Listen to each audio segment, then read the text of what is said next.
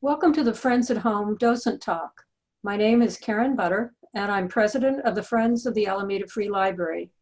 We are joined today by one of our favorite docents, Avril and Angevine.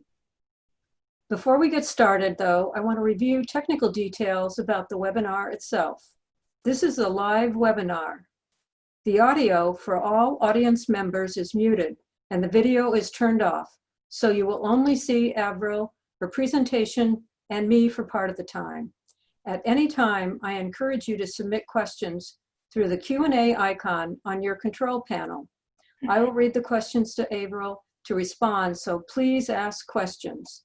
And please understand that we are new to hosting webinar events. We have practiced, but issues may arise. So we are far from experts and wish to create a great experience for all of our listeners. Before I introduce our speaker, I want to tell you a little bit about the Friends of the Alameda Free Library. As president, I am joined by a board of 14 dedicated Alamedans. The Friends is a nonprofit organization that raises funds and advocates for an outstanding public library in Alameda. We are the library's investors, advocates, and champions, ensuring funding for robust programs and capital projects. The library is working to meet new and emerging challenges, connecting communities virtually and engaging youth in creating the future. As many of you know, the Friends have sponsored a number of face-to-face events to raise funds. Unfortunately, we have canceled the spring book sale, closed Dewey's Cafe, and delayed sending out requests for donations. Additionally, we will be canceling our fabulous Live at the Library jazz series for the fall season. While we miss the opportunity to get together with our friends and supporters, our first priority is the safety of those who attend our events. The Friends at Home events provides an opportunity to connect with you and share common experiences. We thank our supporters for their ongoing donations so that we can continue to honor our commitments to the library. Anyone can donate through the donate icon on our homepage, alamedafriends.com. Now on to our program. Our speaker today has presented a number of programs for us. Avril has had a lifelong interest in art, sparked by her first museum visit to LACMA, where both Rembrandt's Portrait of Titus and Ed Bruschka's actual size made an impression. She says she also remembers seeing a docent explaining a work of art to a group of visitors, and these early memories shaped her interest today. She was born in New England, grew up in Los Angeles, and received graduate and undergraduate degrees from UC Berkeley. She's an independent art lecturer and teaches humanities and English at local colleges. And she is a museum guide for both SF MoMA and the Oakland Museum. Now, on to our program. And please remember to ask questions during her talk using the Q&A icon on your screen. Avril? Okay, here I am. Great. I want to thank everybody for coming tonight when we have so many other important. Great, here we are. Thank you for coming tonight. As I say, when we have so many other important topics that we're all thinking about, but art, as we know, provides a respite in troubled times and can provide inspiration. And with all that, we're going to talk about photography today, about photography in California. So photography was not one of the many, many things invented in California. Things like sourdough bread, Levi's, Apple computers, wetsuits, martinis, and pet rocks. But photography was born in the same moment as our state was. And San Francisco in particular grew up with the camera. It's a city that was endlessly photographed and one of the few for which photo documentation of its early growth is widely available. Like many other European artistic trends, photography was quickly picked up by Californians who developed it to reflect their own experiences and outlooks. So the gold rush was photographed quite a bit, the opening of the railroads, the 1906 earthquake. All these California events produced not just wonderful images, but the desire for images and the democratization of images. As Edward Weston later said, everything worth photographing is in California. Now, photography, which was born in the frenzy of invention that was the 19th century, has always been a supremely technological process, whether it's done on copper, on glass, on film, or digitally. In fact, whether photography was an art or a science was intensely debated for a long time. The poet Charles Baudelaire, for example, denied that photography produced art. That's his words. It is useless and tedious to represent what exists, because nothing that exists satisfies me. I prefer the monsters of my fantasy to what is positively trivial. So how about that? A monster of fantasy or something trivial? That's a lovely photograph by Imogen Cunningham. Still, art or not, something spurred people to capture images of the world, and early inventors did not stop until it could be done reliably by pretty much anyone and endlessly reproduced. And some 24 early inventors from America, from Norway, from Brazil, among other places, are recorded as early photographic experimenters, but for most historians, the title of the inventor of photography goes to two men, William Fox Talbot in England and Louis Daguerre in France. Their methods are substantially different, and it's the combination of the two that produced modern photography. So Fox Talbot here was a typical Victorian polymath. He was a member of Parliament, and he was determined to find a reliable way to capture an image. And he did it by coating writing paper with salt and then brushing it with a solution of silver nitrate, which darkened in the sun. And so he created the first photograms. And you know, they're still being done, like this by Bruce Conner still uses this method.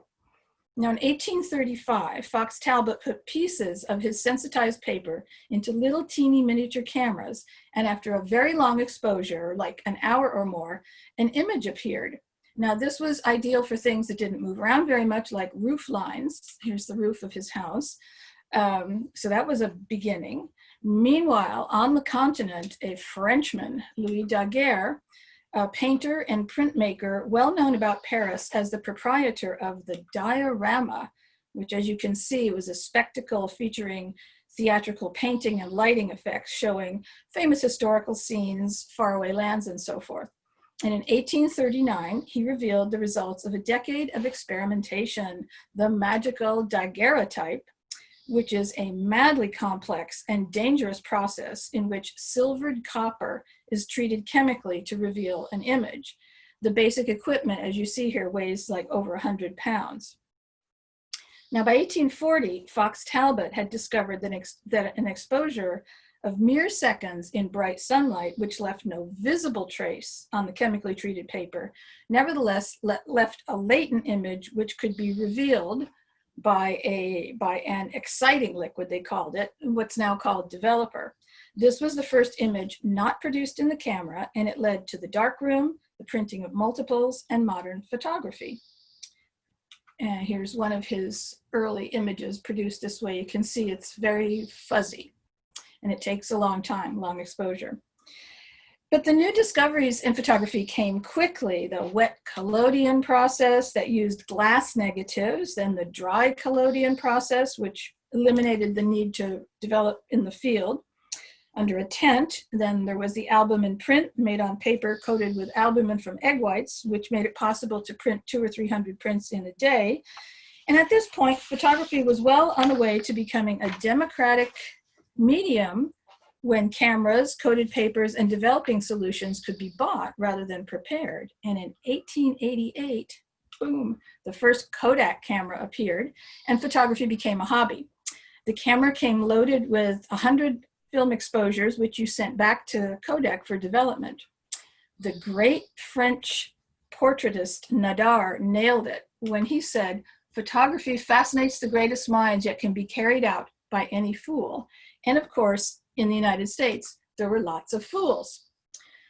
Enthusiasm photography in the United States was great. Photo salons sprang up by the dozens in cities from Boston to San Francisco, allowing those who might never have been able to have their portrait painted to see themselves on paper. Maids, workers of all sorts, actors, even the recently dead. In California, the first photographer may have been female, Latina, and 12 years old. She was Epifania or Fanny Guadalupe de Vallejo, daughter of the Alta California governor, Mariano Vallejo, who had a cultured upbringing and was an amateur painter. In 1847, she was given a daguerreotype camera. This is an 1850 version. I'm not sure it's the one she had. And among other images, she took a photo of her mother that was mounted into a ring worn by her father, which is apparently still in the family's possession. By 1852, photography was widespread. The census recorded 12 daguerreotype salons in San Francisco that year, and salons could be found in places like Weaverville, Wairika and Eureka, Red Bluff, Rough and Ready, Dutch Flat, and other places. And the even more rural spots were regularly visited by photographers in specially made horse-drawn wagons, such as this one, belonging to Isaac Baker and Perez Batchelder. Batchelder's Daguerrean Saloon had large skylights and windows since the photos were made in natural light, and it moved around mining areas from summer to fall, specializing in images of men and equipment, such as these. The guy on the right looks like he's on the Giants, I think, and the guy on the left, I don't know where he got that shirt. It's fabulous. So here are a couple of interesting images by Batchelder's partner, Isaac Baker, probably the first Chinese man and the first Native American photographed in California. These images are both on display at the Oakland Museum, but I recommend you take a magnifying glass. They're very small, they're about 2 by 3 inches. Another itinerant photographer of note was Eliza Whittington of Ione in the foothills east of Sacramento, who began her career at age 50 by opening a salon in town where she also taught Oriental pearl painting. An ad in the local paper was accompanied by an editorial comment. "She is an accomplished lady and a most excellent artist. Just think of it, your picture taken by a lady." And there's one of her pictures. And I will use my magic magnifier to show you that this is girl with a rabbit. It's cool. In the 1870s, Eliza toured the mountains by wagon, packed with equipment for developing wet collodion plates in the field, and that usually required a bathtub. She recommended bringing 8 thick, dark dress skirts that could be used as developing tents when necessary, and a strong black linen parasol for both shading the lens and as a support for climbing mountains and sliding into ravines, really. Something like this, which looks uncomfortable enough at the beach, imagine sliding down a ravine in that. But of course, the most celebrated of the early California photographers was Carleton Watkins.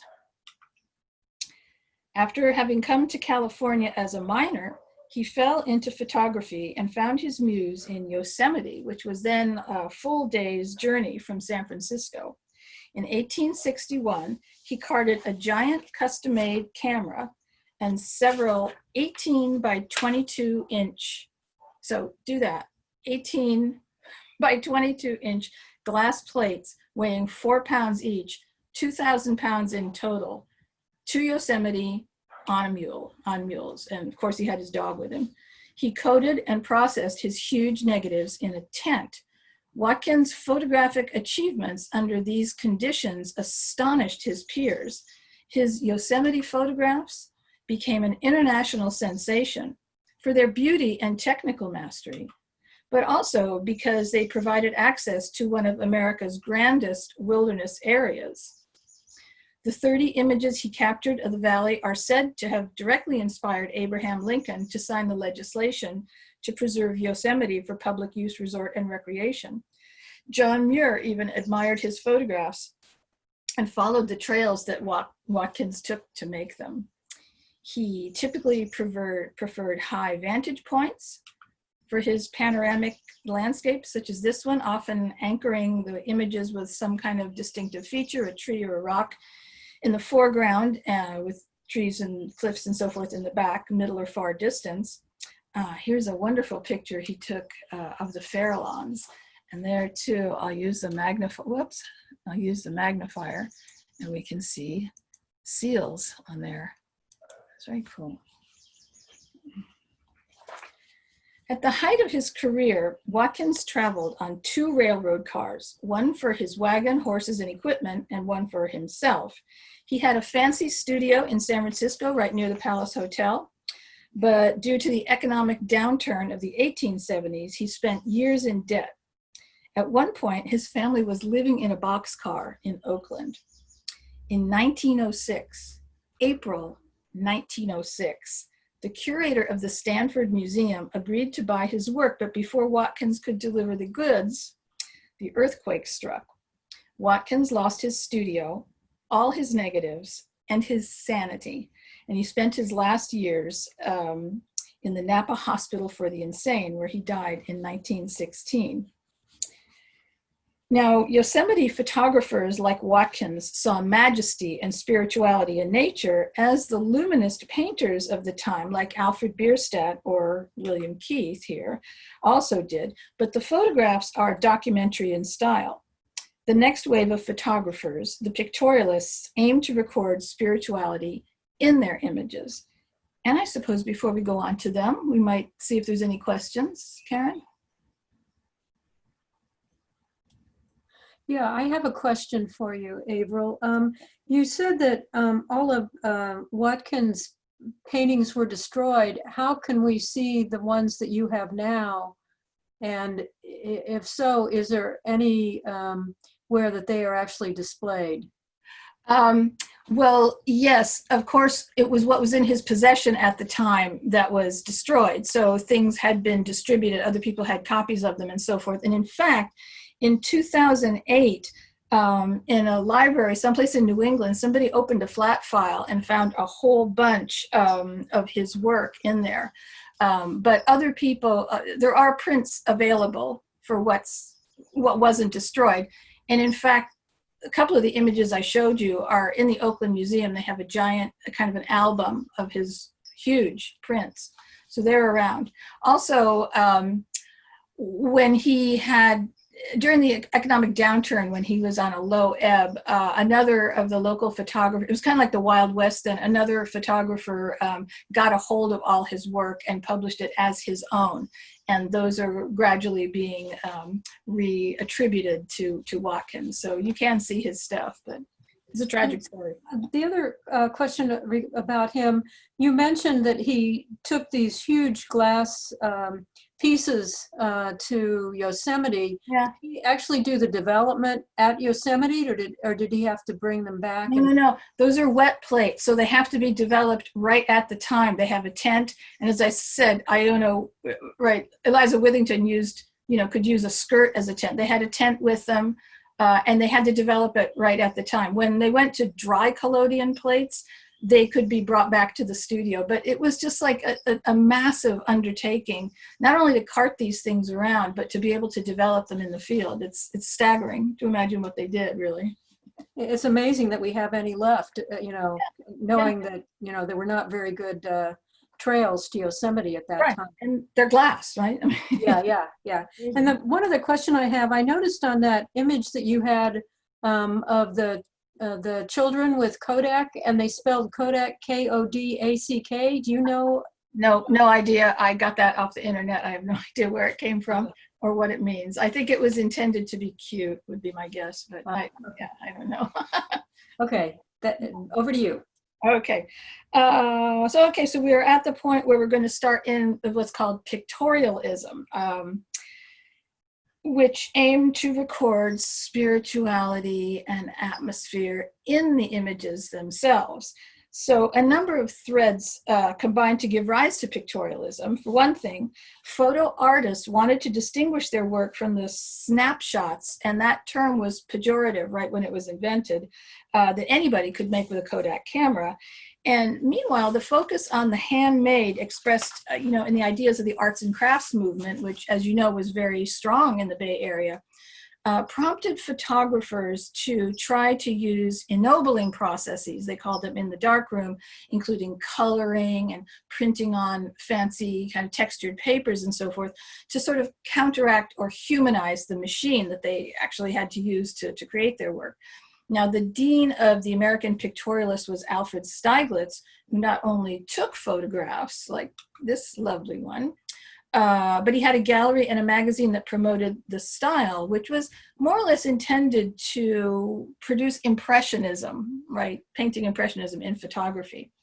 Now, there were quite a number of pictorialists in the Bay Area. The most daring of them, without a doubt, was Anne Brigman, who said, "My pictures tell of my freedom of soul, my emancipation from fear." She was to photography what her contemporary Isadora Duncan was to dance, that is, a free spirit who pushed the boundaries of female behavior, trekking up into the mountains, photographing herself and her friends nude as water sprites and spirits while waiting for her husband, who was a sea captain, to return from the sea. There's a good one. Brigman was the only photographer west of the Mississippi and the only woman invited to join Stieglitz's photo secession movement. Now, California's proximity to the Far East was crucial to the strain of pictorialism practiced here. Romantics, like these pictorialists, had an attraction to the exotic, which of course could be found in Chinatown. So we have the work of Arnold Ganz, who arrived in San Francisco in 1895, and he was just intrigued by the Chinese section of the city. And he photographed its inhabitants, everything from children to opium addicts and so forth.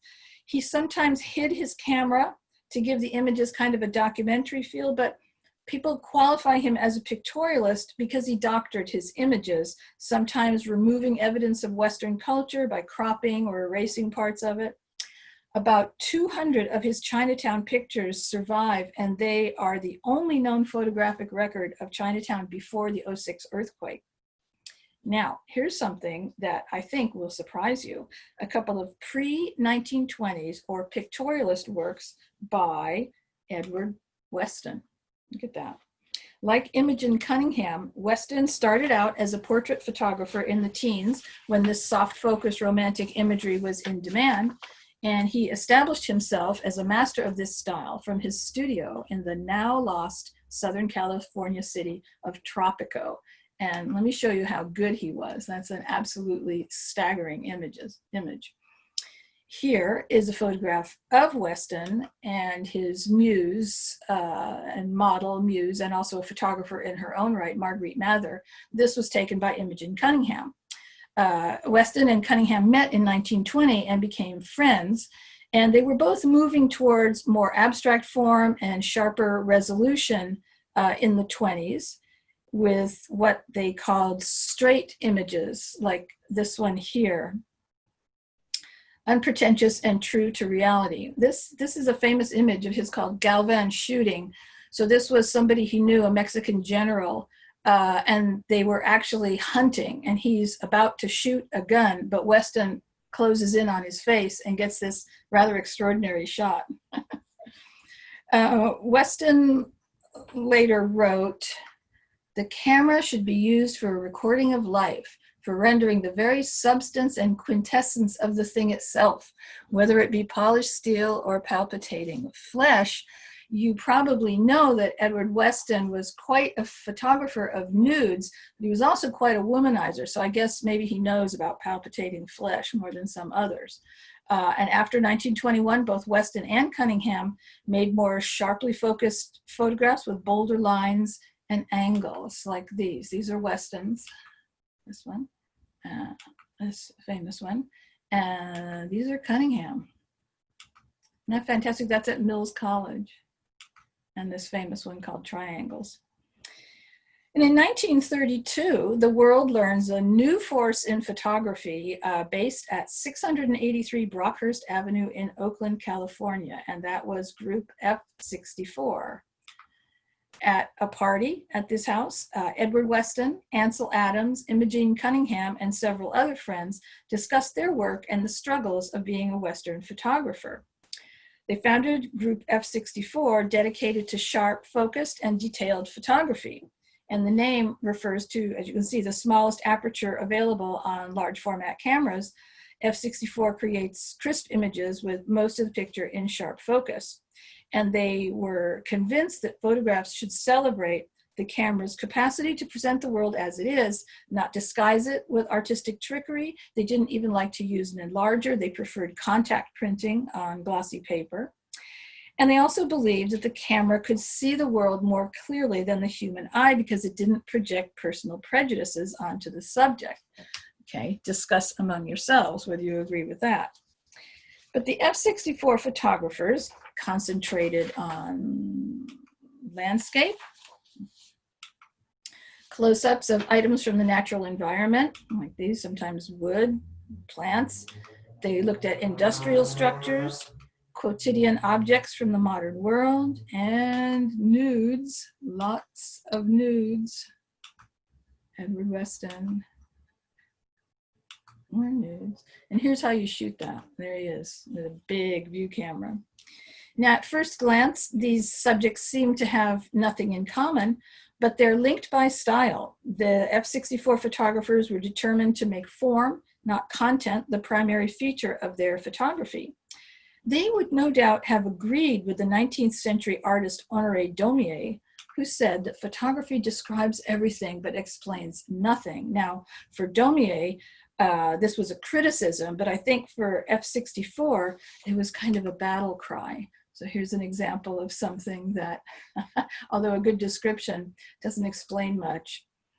That is Imogen Cunningham. It's a close-up of the inside of a magnolia, what we call the very center of a magnolia flower there. Now, women were strongly represented in this groundbreaking group, and I'd like to introduce you to a couple of the women who participated in F-64. The first one is Sonia Noskowiak, and you can see up there in the upper right, yes, that's John Steinbeck. Sonia met Weston in Carmel and moved from his general helper to darkroom assistant, then model, mistress, and companion. But she was a great photographer too. She displayed 9 works in the first F-64 exhibit, as we can see here, all close-ups of natural items like flowers or hands, and 2 pieces titled Sand Pattern. This one shows an area no larger than a footprint, actually, probably on Carmel Beach, but it also, I mean, it could be a Google Earth photograph of the Sahara, who knows. So she was one of the main photographers. Another is Consuelo Kanaga, kind of an unusual participant in the F-64 exhibition of 1932, which was at the de Young Museum. She was a reporter and photographer for the San Francisco Chronicle. She started at age 21, probably the only photojournalist, woman photojournalist in the country. And she went all over San Francisco with a tripod with a red velvet head cover on it. She sought out subjects in the Bay Area's small African-American community, like this one called Annie, which was taken in addition to working for the Chronicle. She worked for some radical publications like the New Masses and so forth. And she also did this work called She is the Tree of Life to Them. And I wonder if it reminds you of anything. If you're somebody who visits SF MoMA very often, she based it on this work called Forever Free by Sergeant Johnson, who is himself a Bay Area artist. And this work was at SF MoMA when it opened in 1935. So she easily was able to see it. So then we have Alma Levinson, who survived the San Francisco earthquake and fire and lived long enough to see the Transamerica Pyramid constructed. She was self-taught, and like others in the group, she learned her craft thoroughly. Her contact with Weston was most significant for her photography, but she was friends with Imogen Cunningham for 40 years, traveling and photographing with her. Finally, another accomplished woman photographer allied with the F-64 group was Ruth Bernhard. She was born in Berlin and moved to New York, and by the 30s was photographing nudes, like that fabulous image. A chance meeting with Edward Weston on the beach in Santa Monica in 1935 changed the direction of her work. The first post-Weston photo she took is this one called Creation, that's at the Oakland Museum, and it still puzzles people to this day. She continued to photograph nudes though, and Ansel Adams considered her to be the very best at it. That's one of her later works. Any questions? Yeah, I have one for you. How many copies could be made from each glass plate? This goes back to Watkins. Oh, um, I think they could, I don't know actually how many, more than one. I mean, they could make prints from them, but I don't know how many they could make. And then another question that I have is about the images from Chinatown that you said still exist. Where could one see those? Oh, I don't know. I have a book that has a lot of them in them. I don't know who has them. Possibly the Bancroft Library does, but I don't know. That's a good question. Yeah. It's not me. That's it. That's Okay. So another little-known group of 1930s photographers were called the Japanese Pictorialists.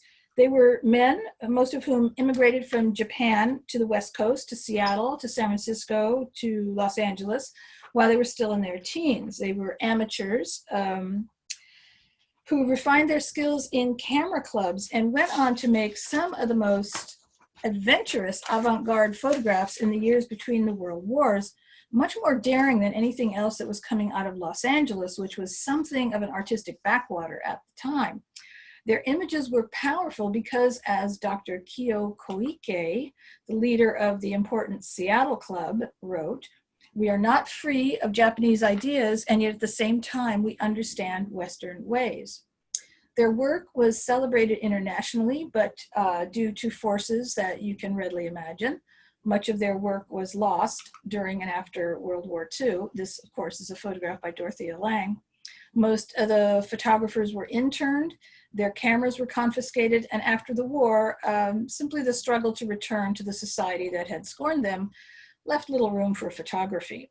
Fortunately, in the last few decades, this exceptional body of work has come back into focus, mostly due to the efforts of a Southern California curator named Dennis Reed, who organized 2 exhibits of Japanese pictorialism, the most recent in 2016. And if you're a photography fan or just interested in California culture, these artists are worth knowing about. And it is hard to find their images. But as the 30s progressed, change was in the air. As the Depression became more widespread, critics in San Francisco and even in Carmel began to accuse the members of F64 of failing to consider economic and social problems in their photography, which continued to center on things seen for the beauty of their formal qualities. And this is the moment, of course, when our focus turns to one of the best known photographers ever to come out of California, and that would be Dorothea Lange. Lange, who had known Weston and Ansel Adams since the early 20s, had been considered for inclusion in the first F64 exhibit, but in 1932, her work was not considered pure photography by those purists of that group. Of course, as the famous story goes, Dorothea and a school friend saved up money for a trip around the world, but she only made it as far as San Francisco, where her life as a professional photographer started. She set up a photography studio near Union Square that was madly successful and served a wealthy clientele who liked her modern and artistic style. But in the spring of 1932, Dorothea turned from the walls of her studio, decorated with photos of clients named Fleischacker, Haas, DeYoung, and looked down at the crowds of unemployed and understood the Depression for the first time. And she later wrote, "The discrepancy between what I was working on and what was going on in the streets was more than I could assimilate." So she headed out into the streets with her giant Graflex camera and took this picture, the White Angel breadline. Within 3 years, she had closed her studio and changed what it meant to be a photographer. Images such as these.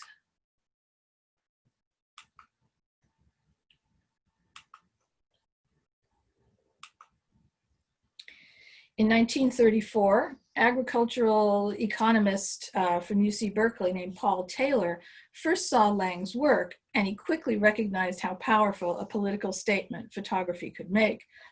From 1935 to 39, Lange and Taylor, who eventually married, formed an incredible partnership, he writing and she photographing, bringing attention to the plight of the nation's poor and forgotten peoples, especially sharecroppers, displaced families, and migrant workers.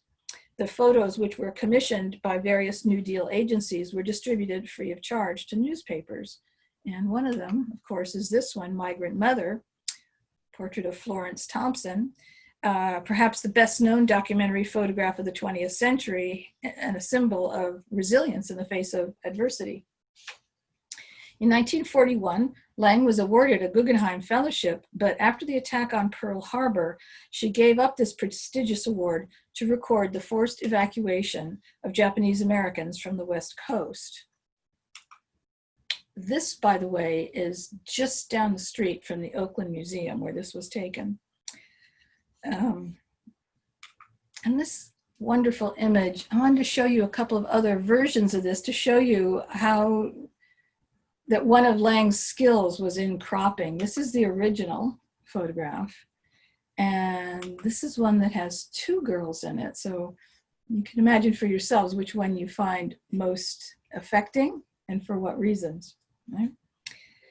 So Lange and her frenemy, Ansel Adams, actually they knew each other well, they worked together, but they were quite different in personality apparently, and their approaches to photography were quite different. But they worked together in 1942 and 3 in Richmond, California, photographing the Kaiser shipyards for the government. And then for Fortune magazine, Lange covered personal stories like this and this, while Adams took the industrial aspect. Lange died in 1965 when she was 70. 3 months later, the Museum of Modern Art in New York mounted a retrospective show of her work, which Lange herself had helped to curate. The following year, her husband, Paul Taylor, gave Lange's personal negative file of more than 25,000 images, over 6,000 vintage prints, and a selection from her personal papers and library to the Oakland Museum of California. Now, although Ansel Adams was a founding member of F64, actually, anybody have any questions on Dorothea Lange? This is so interesting. I have a question, but it's not on Dorothea Lange. Oh. Somebody asked which stadium was used by the Japanese Pictorialist photographer. Pardon me? Which stadium? Oh, that's the Hollywood Reservoir. That picture that's with the wonderful curves in it was just one man. It's called The Thinker, right? That's the Hollywood Reservoir, which I didn't know there was one, but there was. And another question, has the Oakland Museum then processed all the Dorothea Lange collection? Processed it. Do you mean have they printed everything? No, certainly not. But there's just tons and tons of stuff there that you can investigate if you want to. You can see. Mm-hmm.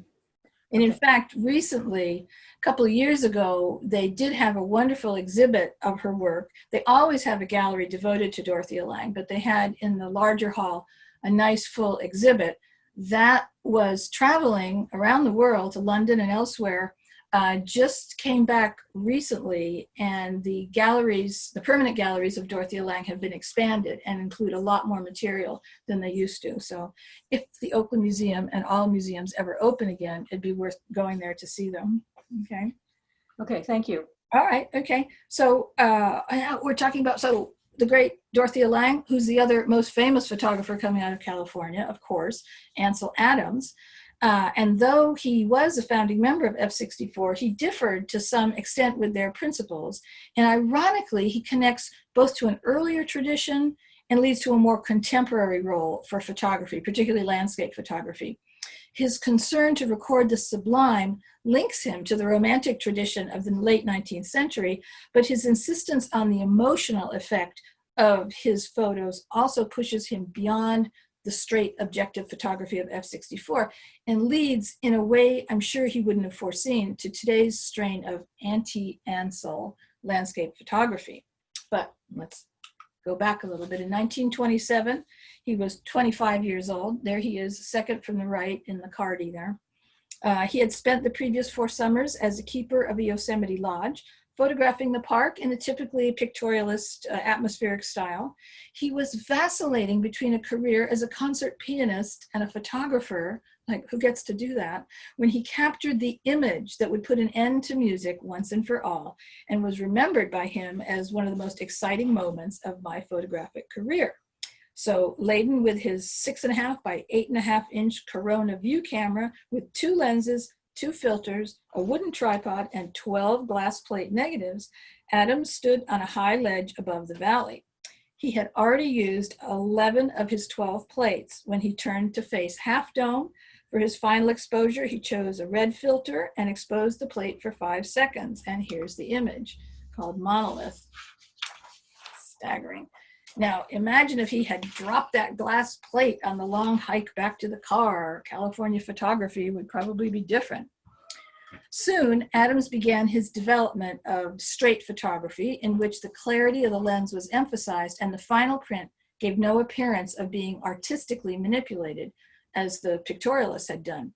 Now, techniques, darkroom techniques such as burning and dodging and his zone system were acceptable because they were specific to the camera. The seed of F64 was sown, as he said, when he realized that the camera could produce art when its limitations were accepted and pushed to their limits.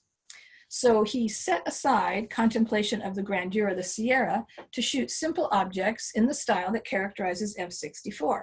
Sharp focus on an object, great depth of field, and a full range of tones printed on glossy paper. Now, these first two works of his, which were submissions to the first F64 exhibit, are pretty typical of the group, but then these next three are pure Ansel Adams. So, woo, Nevada Fall, with a filter darkened sky that creates an incredible drama. This one, Golden Gate, was taken in April or May 1932. From the end of 32nd Avenue, he grew up in that area and spent much of his childhood, which was reputedly a lonely one, wandering around in the dunes.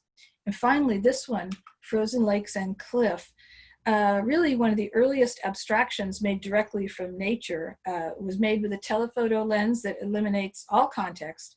And MoMA photography curator John Sharkovsky said of this image, "It's not a landscape for picnics or nature appreciation.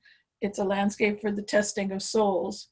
And Adams was really alone in the F64 group in seeking to enhance the drama of his images. Now, as we know, F64 didn't last too long as a group, and many of the members shifted to a more documentary style of photography as the Depression deepened. The work of Adams and Edward Weston, however, did not reflect the desperation of the times. They continued to photograph nature, supporting each other in this somewhat unpopular view of the function of art. Adams wrote that humanity needs the purely aesthetic just as much as it needs the purely material. To show you for an example, this is Adams' view of Manzanar, the Japanese internment camp in Inyo County. And this is how Dorothea Lange photographed it. So quite a different approach. And this is the book that Adams did of Manzanar. But you'll notice that the front cover is a landscape. The back cover has a human on it. In 1955, Adams began the first of his legendary photo workshops in Yosemite, and he continued both commercial and artistic work. By the 70s, museums were showing photography quite a lot, so Adams spent a lot of time reprinting photos for that purpose. His legacy includes really helping to elevate photography to a serious art form. He told his students, "It is easy to take a photograph, but it is harder to make a masterpiece in photography than in any other art medium." Nevertheless, I think he managed to make some. Here's one. This famous moonrise over Hernandez of his, as dune shot. And this, by the way, is a photograph that he's did as official photographer for UC Santa Cruz as it was opening. There was a story about these photographs today in the Chronicle, so I sought it out. That's Santa Cruz in the background where the campus is going to be. Okay. Any questions? Karen, we okay? Yeah, I have one question, or just a comment. Adams was commissioned to take pictures of all the UC campuses, so, and obviously Santa Cruz was one of them. So, and the Adams photographs are absolutely amazing. So, yeah. Can you tell us about the what happened with the F64 group? You made some mention that it didn't last too long, but As a group, well, I think that, as I said, by the 30s, people were moving into a different kind of photography and not, they wanted their work to have a social import in the way that Dorothea Lange's did. So they probably worked in different styles. Some of them kept doing, I guess, similar type of things, but it was a movement that was kind of short-lived. But on the other hand, if you're a person my age and you did any photography in high school, F64 style photography is what people wanted to do, right? It was very close-up, sharp images of things. So times changed, focus changed. Okay, thank you. Okay, all right. So in 1975, the George Eastman House, photographic name, in Rochester, New York, presented an exhibition that would prove to be as influential as the F64 show had been way back in 1932. This exhibit, called the New Topographics, changed what landscape photography meant. Instead of Ansel Adams' magisterial views of Yosemite and the California coast, these photographers recorded California's landscape in its less elevated and possibly more real moments, subdivisions, industrial parks, parking lots, strip malls, and so forth. These new topographics artists worked in a documentary style that lacks subjectivity but does suggest attitude. And their anti-aesthetic has come to dominate the approach to landscape, I think, in contemporary photography. As artist Ed Ruscha said in 1972, sometimes the ugliest things have the most potential. If nothing else, these photographers dignify by their attention what most of us ignore as we drive down the road, and they find a strange minimalist beauty in the boxy ugliness of 1960s Southern California. And to illustrate this, I wanted to show you a personal photograph. That's me with my two brothers sometime in the earlier mid-60s at Huntington Beach with the two power plants in the background. So my mother apparently was a new topographer without knowing it. Although if she was a real one, she would have moved us out of the picture and just taken the power plants. That would be great. Now, the father of this new anti-Ansel way of viewing landscape was Louis Baltz. Baltz, who was born in Newport Beach in 1945, became fascinated by the sometimes repellent man-made landscapes, fast replacing the agrarian Southern California that he knew as a child. His first portfolio was called New Industrial Parks near Irvine, California, published in 1974. And then the new topographic movement was born. Construction sites, suburban sprawl, industrial parks, freeways, the landscape of my youth. Another of the original new topographers has a slightly different eye, and that's San Francisco's Henry Wessel. Like others of his generation, Wessel explores the territory where nature and culture meet, but his pictures combine disarming frankness with irreverent humor, as SF MoMA says, like this one. Oh, this is an interesting one. Oh, this one. In 1971, he was awarded a Guggenheim grant to document the landscape that flanks the American highway system, a once natural terrain profoundly transformed by human presence. And there's one of his highway pictures. This is on the Richmond Bridge. And I love the two mirrors, one on the right and one on the left. It's cool. Now, some of the new landscape photographers did turn toward the mountains and the desert, the terrain of the Anselites, but they treat it with a more postmodern kind of eye. Like, for example, Stephen Shore took this shot of the Merced River in 1979. And then he made a book in which he crops 10 different images from the original, totally deconstructing it so that none of them suggest where the original had been done. And it's called One Picture Book number 43. So there's two examples. So see on the right, see the woman with the baby in that, it looks like in the middle of a desert, but look back, you see where she is, right in the center. Okay, that's that. Roger Minnick likewise has some fun at Yosemite, and I want that scarf, commenting slyly on human appropriation of nature. And two of the next generation of landscape photographers go further in recording the terrible beauty born of man's domination of nature. And first is Berkeley's Richard Misra, whose first published book, Telegraph 3 AM, won a publisher's award in 1975, but As it didn't improve the lot of the people on Telegraph, Misra was a bit disappointed and retreated to the desert and began making photos pretty much devoid of people entirely, such as this one. His magnum opus, his longest running and most ambitious project, we see here is the Desert Cantos. These are, I think, at Salton Sea. And they were begun in 1979 with a big view camera. The series is ongoing and now numbers, I think, 34 or so cantos. It's a nice one. Misra's border cantos, begun in 2009, continue his exploration of the desert as a place where human nature and culture clash. Here, of course, with the added dimension of human stories that are necessarily hidden. And many of the photos focus on discarded objects like this, which, as Misra says, don't reveal meaning right away. His most personal photographs were taken a week after the fire that swept through the Berkeley Oakland hills in October 1991. The fire, as you remember, was at the time one of the worst in California's history. 3,500 homes were destroyed, one every 11 seconds. And Misra did something unusual with these photographs. Basically, he put them away for 20 years, and they were only exhibited in 2011 in a joint exhibition at Oakland Museum and the Berkeley Art Museum. This was out of respect for the loss of life in his own community, but as he says, it also turned the images from journalism into historical documents, sort of like Matthew Brady's Civil War images, as he says. And this image here is like the size of a garage door. It's huge. And David Maysles' Black Maps is a series of aerial photographs of environmentally impacted sites, open pit mines, cyanide leaching fields, water reclamation projects, and of course, urban sprawl, my hometown there.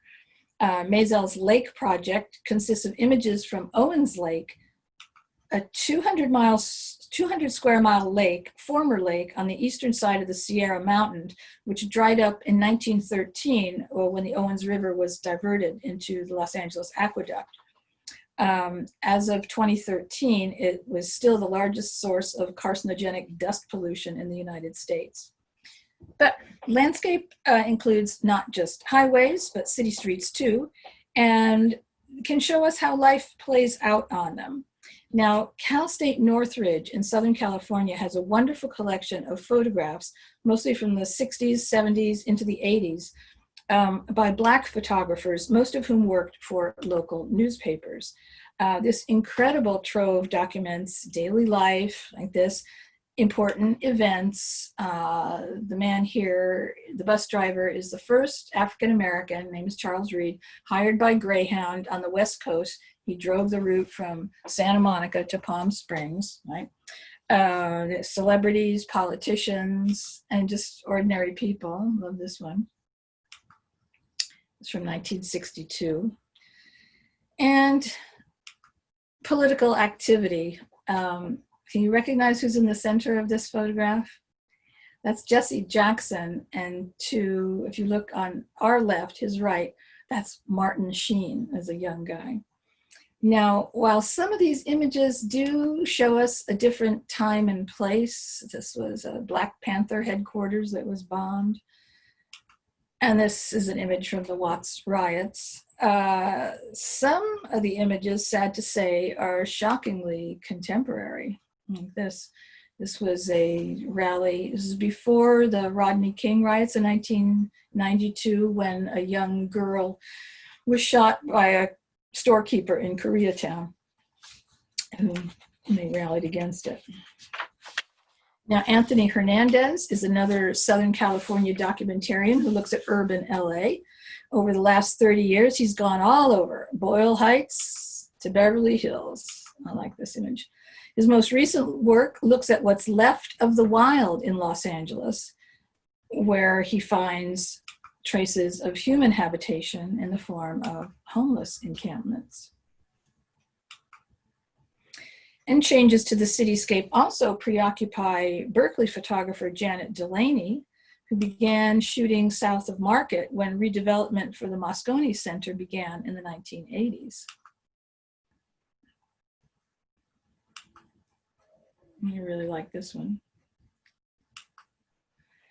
And if you know SF MoMA, you know exactly where this is because the garage is there no longer, but in situ is there. And the glorious 70s figure in the work of San Francisco's Michael Jang. There's a self-portrait of him. He's with the sunglasses on in the financial district, whose portfolio includes both street photography. Any ideas where that might be? You recognize that St. Mary's Cathedral. This is at George Mosconi's funeral. Street photography, this great one, that's the 50th anniversary of the Bay Bridge. You might be in there. The Golden Gate Bridge, you might be in there. He investigates interesting subcultures. This is at the Hooker's Ball at the Cow Palace. 60s teenagers,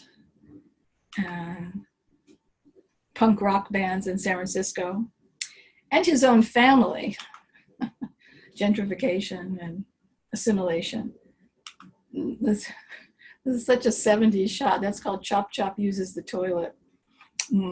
When Jang was studying at Cal Arts, he used fake press credentials to get into the Beverly Hilton many times, where he was able to photograph a range of people from the unknown to famous musicians and politicians like David Bowie here. And someone can explain to me how he gets his hair to do that. I'd love to know.